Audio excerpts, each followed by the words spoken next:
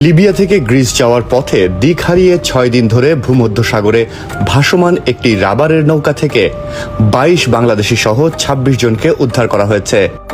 ২৭ March রাতে Greece উপকূলে ক্রিট দ্বীপের কাছ থেকে তাদের উদ্ধার করে ইউরোপীয় কোস্টগার্ড।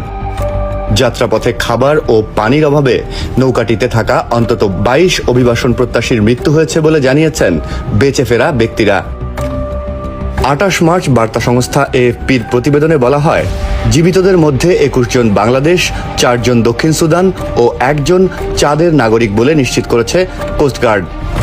তাদের মধ্যে ১ জন নারী ও একটি শিশুও রয়েছে। কোস্টগার্ডের এক মুখপাত্র এএফপিকে বলেন, নৌকাটি ক্রিটের দক্ষিণাঞ্চলীয় শহরে ইয়েরাপেত্রা থেকে ৫৩ নটিক্যাল মাইল দক্ষিণে ছিল। তিনি বলেন, জীবিতদের সাক্ষ্য অনুযায়ী গ্রেপ্তার ২ পাচারকারীর নির্দেশেই মরদেহগুলো সমুদ্রে ফেলে দেওয়া হয়।